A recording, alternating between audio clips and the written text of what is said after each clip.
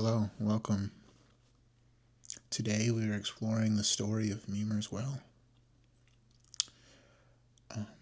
It's an origin story. This story is not my own, and I will leave a notation in the descriptions in the footnote if you would like to visit said person's work on your own accord. However, with that out of the way, let's begin. To obtain great wisdom for which he is so famous, ODEN, in the morn of time, visited Mimir's Well, Mimir Spring.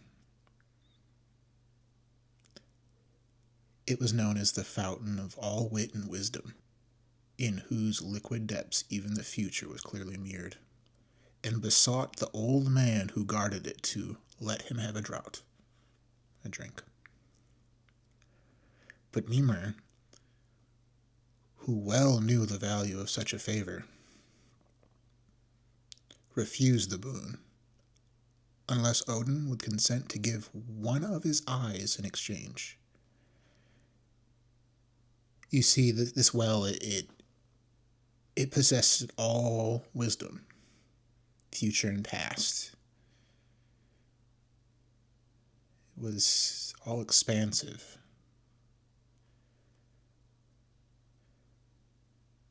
The god did not hesitate. So highly did he prize the draught, the drink.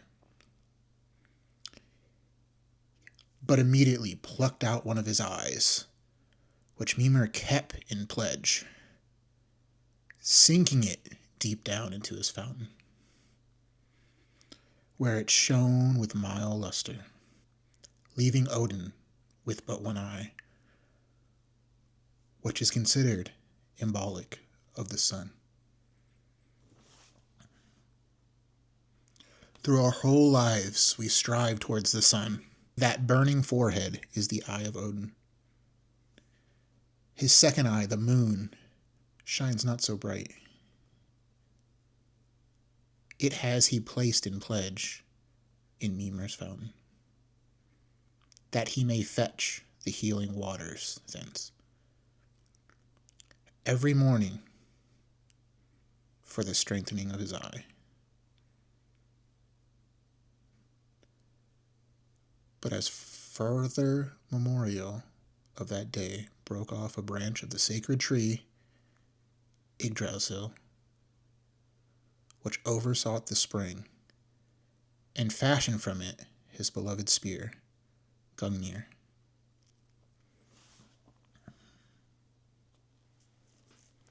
A dauntless god drew for drink to its gleam, where he left an endless payment of the light, the light of an eye, from the world ash, Iriwanton, where he broke a brow. For a spear the staff, he split with strength from the stem.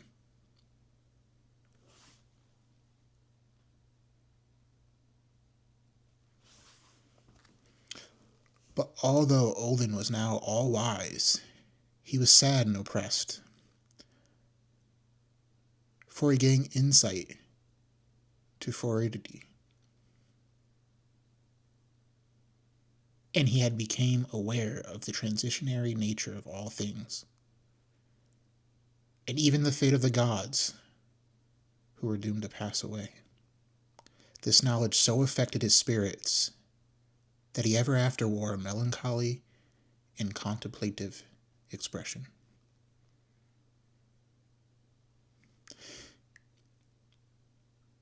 He learned the way that is the world. You know, we can't hold anything tangible forever. You see, everything that comes goes. Nothing is forever.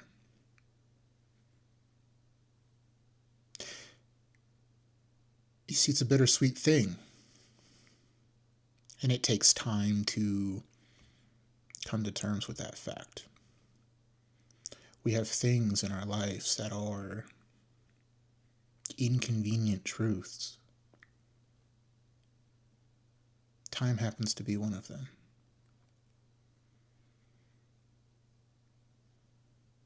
That's why in our society it has kind of been watered down to say that you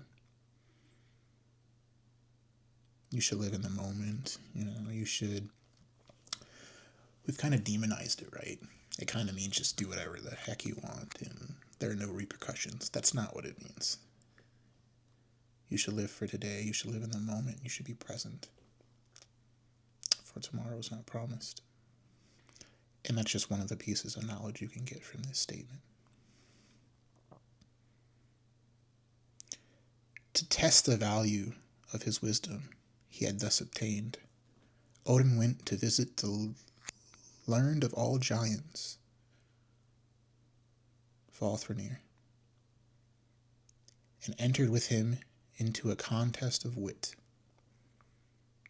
in which the stake was nothing less than the loser's head. Odin rose with speed and went to contend in runic lore with the wise and crafty Jute. To Vathranid's royal hall came the mighty king of spells.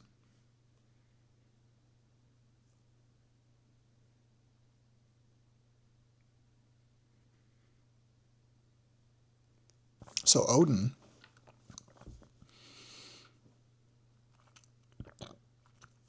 in the search for wisdom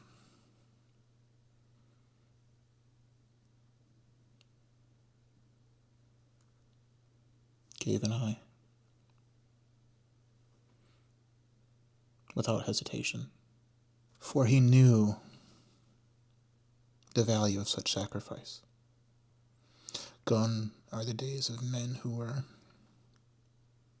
were wise and who were brave. Gone are the days of men who are willing to sacrifice for a higher purpose.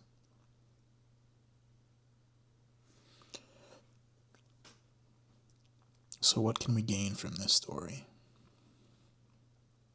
Everything has a cost. Nothing is forever. So what do you think the message is behind this story? Leave your opinion in the comments. Let's talk about it. And if you didn't know, now you know.